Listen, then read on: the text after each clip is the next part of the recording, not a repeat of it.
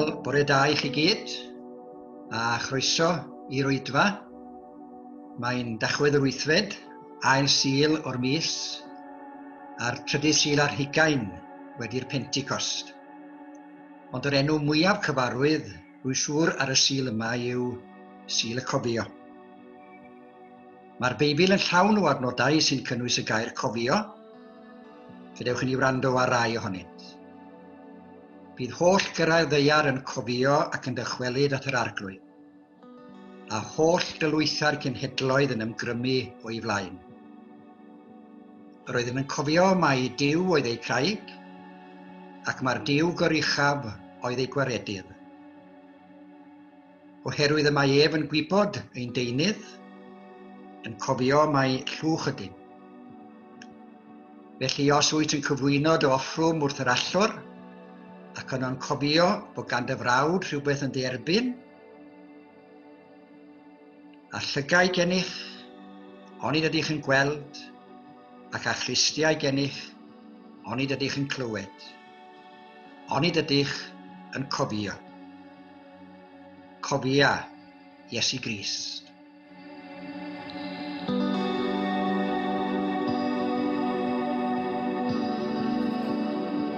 Cofio, dwedes i. Cofio am bwyd, dwedwch. Cofio digwyddiadau? Ie, ond pa rai? Hoffwn grynhoi ein cofio heddiw i 2 rhan. Y cyntaf, hoffwn i chi gofio am ewythr i mi.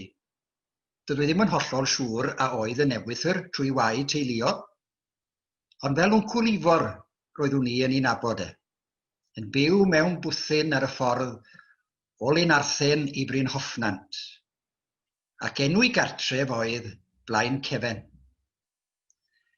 Pan yn blentyn roeddwn wrth fy modd yn mynd yno efo fy rhieni, achos bob tro fydde hynna'n digwydd, y peth cyntaf fydde wncwl Ifor yn gwneud oedd mynd i'r cwpwrdd oedd yn ymyl y wal wrth ymyl y tân, a tynnu allan bocs carbod oedd yn llawn o bosau, gemau, digon i'm diddori am oriau. Fe ddysgodd fi sut i gael 1 peg neu 1 marblen bach i'r twll canol yn y gêm solitaire. A rhyfeddod yw bod mod yn dal i gofio. Roedd Ifor wedi deall i, achos tra oedd fy rhieni'n sgwrsio efo fe, doedd ddim eisiau boeni dim byd amdana i, doedd na ddim byd yn ddiflas i fachgen oed ysgol cynradd. Fedrwn ymgolli yng nghynnwys y bocs carbod yna. Dydw i ddim yn cofio fawr ddim am wncwl Ifor, dim ond i'n had dweud wrtha i, fod Ifor yn un o'r rhai gafodd ei hun ar draeth Dunkirk adeg yr ail ryfel byd, a bod y profiad hwnnw wedi effeithio'n fawr iawn arno. A pheth arall wedodd yn had, sylwad i, medde fe, bydd Ifor byth yn sôn am y rhyfel. A dyna'r bobl welodd bethau mawr, ac a ddioddefodd yn enbyd. Hoffwn yn yr Oedfa hon i ni fod o ddifrif yn cofio am rai fel wncwl Ifor ac eraill. Y rhai ddioddefodd, a rhai bu farw o ganlyniad i'r ymladd. Meddwl am y boen, y dagrau, a'r galar wynebodd deuluoedd o golli eu hanwyliaid. Rwy'n siŵr bod llawer ohonom yn cofio'r gyfres Lleisiau Rhyfel Mawr, gyda Ifor a Glyn yn cyflwyno. Sylfaenwyd y gyfres ar gynnwys llythyrau milwyr cyffredin o faes y gad yn ystod Rhyfel Erchyll 1914-18. Weithiau at eu teuluoedd neu gariadon, weithiau at bapurau newydd y cyfnod. Yn ein cofio heddiw, gwrandawn a rai o'r lleisiau.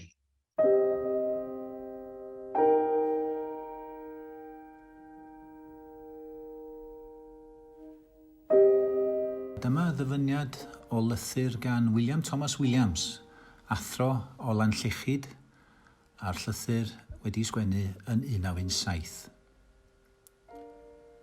Yr ydym at ein clunia mewn baw, a phe gwelech ni yn dod yn ôl buasach yn meddwl ein bod wedi bod yn agor ffossydd yng ngwylod cae pilla am wsnos o lia. Mae'n anodd iawn cadw ar yn traed o gwmpas ac yn y trenches yma. Mae'r tir wedi chwthu a'i dyllu nes mae berfeddion allan ym mhob cyfeiriad. Nid oes croen ar y tir yn unman ac mae fel pe baich yn byw mewn cae tatws glyb ar hyd y dydd. Nid gwlydd tatws welwch yn ymgodi o'r ddaear yma, ond coesa a ffenna dynion. Ar ôl y rhyfal bydd yma le da am gnwd o datws o blegyd ar ochr y bryn yma, mae ugeiniau o gyrff pydredig, sef gweddillion y dynion a chawsant eu claddu yn y brwydrau ffyrnig diwedd mis Awst. Treiliais brawn Sul dwytha i edrych arnynt. Peth teimladwy iawn oedd darllen i llythyrau ac edrych ar y darluniau yn eu pocedi. Yr oedd rhywrau wedi bod yn chwilio eu pocedi ac wedi taflu y llythyrau, darluniau a sigarets ym mhob cyfeiriad. Nid ydynt yn talu mwy o sylw i gorff dyn yma nag y byddwn ni i gorff dafad ar ochr y foel. Gweddiwn. Ein tad, gweddiwn dros yr rhai ddioddefodd o ganlyniad rhyfel, trais a cheilondeb o bob math. Gweddiwn dros yr rhai a glwyfwyd, a rhai fi'n torri calon ac yn wylo. Gweddiwn dros yr rhai a garcharwyd, a rhai a ddarniwyd. Gweddiwn dros y rhai sy'n dioddef heddiw o ganlyniad i wrthdaro. Amen.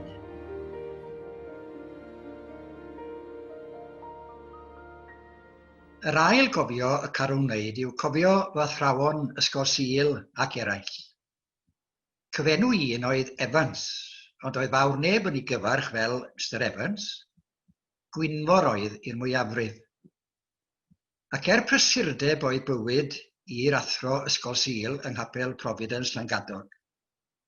Roedd bod efo'i ddosbarth ysgol Sul yn flaenoriaeth iddo. Medrai weld yn lled eistedd yn pwyso ar sedd ola'r capel, cyn y sedd gornel lle roedd y dosbarth, a'r Beibl ar agor ei flaen, yn rhannu â ni drysorau'r gair.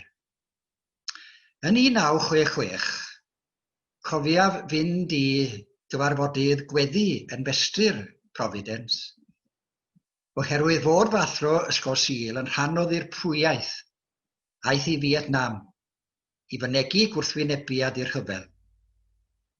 Ni chafwyd mynediad i'r wlad, rhaid oedd bodloni gwneud ei protest tu allan i embassy yr Unol Daleithiau yn Thailand. Bu fy athro yn destun gwawd a bu'r cyfarfodydd gweddi yn achos chwerthin i lawer. Nid profiad dieithr oedd gwawdio i fy athro ysgol Sul.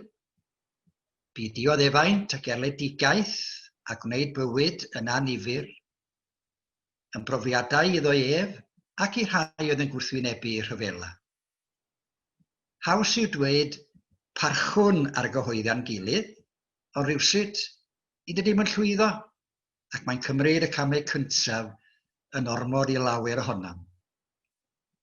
Clywch lai o leisiau'r rhai nad oedd llwybr gwrthdaro yn lwybr iddynt hwyr.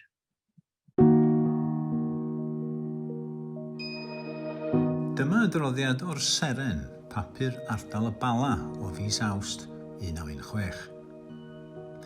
Mae'r gwrthwynebwyr cydwybodol yn amlhau o hyd a chyfartaledd dda ohonynt yn Gymru. Hyd ddechrau mis hwn cymerwyd 1,700 i fyny ac mae'r mwyafrif honynt yn y carchar. Un o'r rhain oedd Joshua Davies, a phan ymddangosodd y flaen Tribwnlys Llanbedr Pont Steffan ym Mawrth 1916, roedd y swyddogion yno yn awyddus i'w drechu drwy rym i dadleuon. Fel hyn yr aeth yr holiau'r ateb rhwng y swyddogion a Joshua. A ydych yn defnyddio gwn? Odw, i ddychryn brain. A ydych yn lladd cwningod? Odw, i gael bwyd ac i amddiffyn cnydau. Ond ni fyddech yn barod felly i ladd almeinwyr? Wel na fyddwn. Yr wyf yn bita cwningod, ond nid wyf yn bita almeinwyr.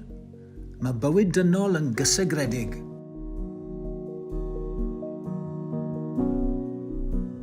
Gweddiwn.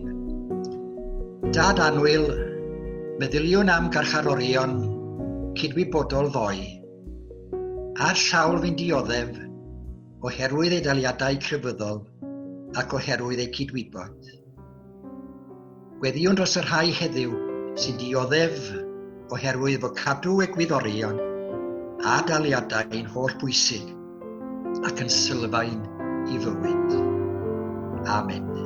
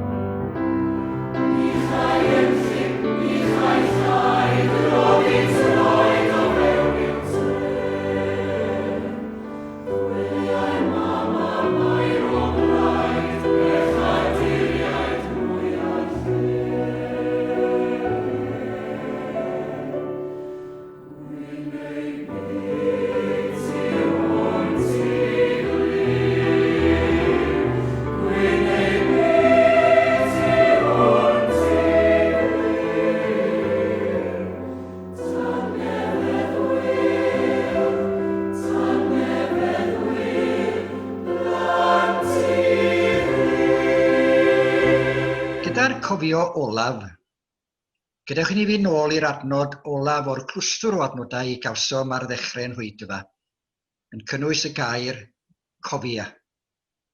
Cofia Iesu Grist, sylwch nid cofio. Cyfarchiad personol yr apostol Paul i'r arweinydd ifanc Timotheus. Cofia Iesu Grist, ei gyfodi oddi wrth y meirw, a ienni o linach Dafydd yn ôl yr Efengil yr wyf fi yn ei ffrigethu. Cofia Iesu Grist. A pe fydde gan yr apostol Paul highlighter, fedra i weld yn rhoi hwnna dros y 3 gair yna. Cofia Iesu Grist. Un o'n peryglon pennaf fel dilynwyr Iesu yw anghofio neges Iesu am y deyrnas a sefydlodd a'r arweiniad roddodd ynglyn â sut i'w sefydlu ar y ddaear. Ysgwn ni sut oedd Ioan a Iagon teimlo wedi'r profiad gawsant un prynhawn pan oedd Iesu ar daith i Jerusalem. Ych chi'n cofio'r hanes? Anfonodd negeshewyr o'i flaen, a dyna maen nhw'n mynd i un o bentrefi Samaria i baratoi ar ei gyfer. A dyma'r bobl yno yn gwrthod rhoi croeso iddo am ei fod ar ei ffordd i Jerusalem.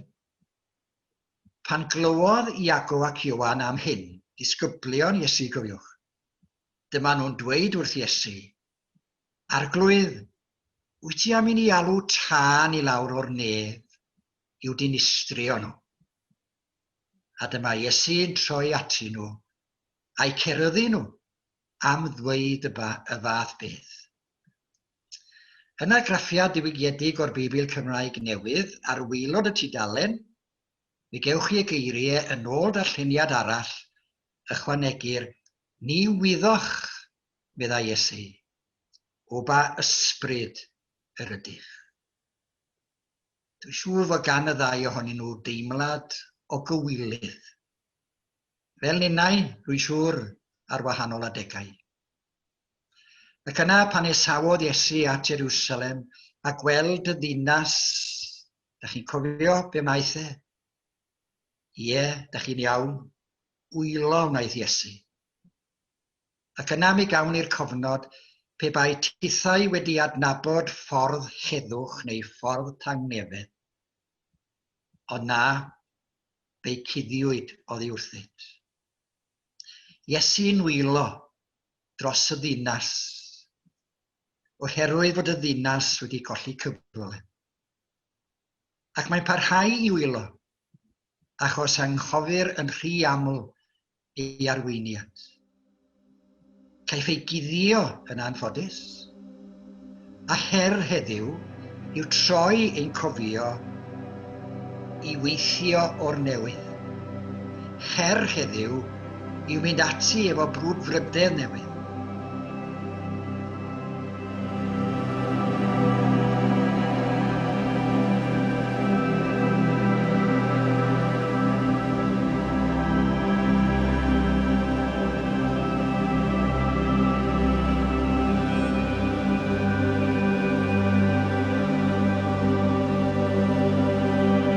Diolch am gyfle i gofio heddiw.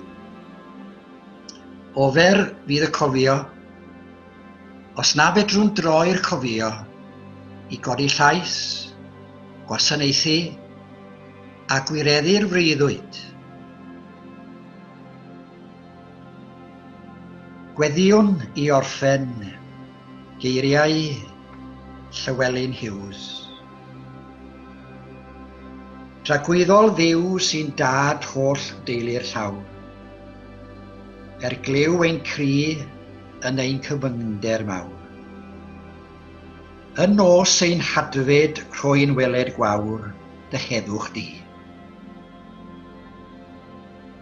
Dy ysig blant sy'n nebyrth trais a brad, a dicter chwerw ar wasgar drwy bob blad, a brwydro blin rhwng brodyr o ein tad glyw ein cri. Rhag tywall gwaed y blant ar erwau prydd, rhag rhwygo eu cartrefu nos a dydd, rhag diffyg gobaith a rhag difa ffydd o arbed ni. Rhoi ni ffydd yng ngrym dy gariad dryd, yng ngallu gwaed y groes i achu byd. A boed i'n calon heddiw fod yn gryd i heddwch di. A gwnaed y blant drwy'r byd yn deulu diw, mewn cartref a thangnefedd fyth yn byw. A'r nefol gan yn torri ar ei cliw, boed hedd i chwi. A thangnefedd yw, yr hwn sydd i'w chlaw pob deall, a gadfo ein calonau yn meddyliau yng Nghrist Iesu, o'r munudau hyn, hyd byth. Amen.